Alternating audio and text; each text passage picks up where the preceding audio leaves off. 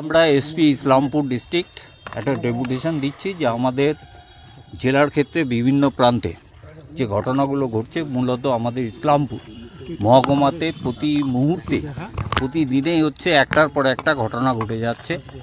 পুলিশকে আমরা জানাতে চাই যে পুলিশ প্রশাসন কি করছে। এবং গত কয়েকদিন আগে হচ্ছে যে লক্ষ্মীপুরের দিগলগাতে যে ঘটনা ঘটেছে তার পরিপ্রেক্ষিতে ইতিমধ্যে পুলিশ 4 জনকে গ্রেপ্তার করেছে। আমাদের কাছে কিছু ডকুমেন্টস আছে যে অনুপাতে হচ্ছে যে প্রায় 50 জনের উপরেকে গ্রেপ্তার করা উচিত।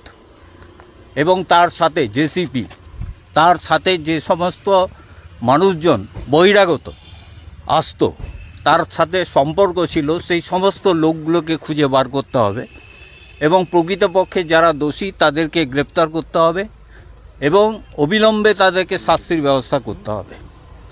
এবং গতকালও আপনারা দেখেছেন শ্রীকৃষ্ণপুরের দিনের বেলায় পরশুদিন দিনের বেলায় হচ্ছে সন্ধ্যার দিকে হচ্ছে যে সেখানে মানে গুলি করে হচ্ছে যে হত্যা করা হয়েছে। এই অরাজকতা হচ্ছে যে আমাদের এই ইসলামপুর মহকুমা বিশেষ করে চলছে এবং বিভিন্ন ক্ষেত্রে হচ্ছে যে এই ঘটনা বিহার এবং আমাদের জেলার বিভিন্ন প্রান্তের থেকে যে সমস্ত সন্ত্রাসকারী যে সমস্ত ক্রিমিনালরা আছে তারা হচ্ছে যে এখানে আড্ডা করেছে। আমাদের কাছে কিছু ডকুমেন্টস আছে, সেই অনুপাতে আমরা এসপিকে পুলিশ প্রশাসনকে জানাতে চাই যে আপনারা এইগুলো ব্যবস্থা নিন, অ্যাকশন করুন। এবং এই লক্ষ্মীপুরের ঘটনার পরিপ্রেক্ষিতে আমাদের পার্টির রাজ্য সম্পাদক কমরেড মোহাম্মদ সেলিমের নামে হচ্ছে যে মিথ্যা মামলা একটা রুজু করেছেন। কেন এই মামলা হবে?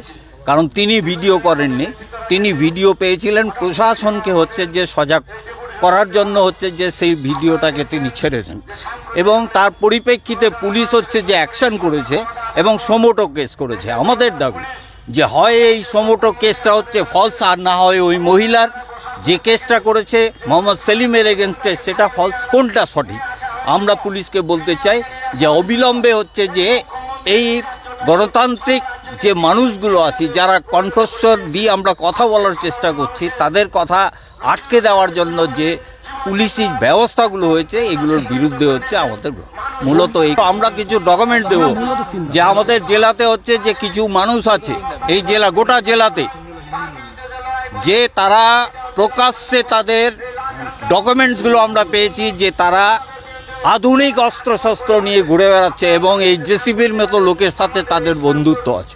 কেন তাদেরকে গ্রেপ্তার করা হবে?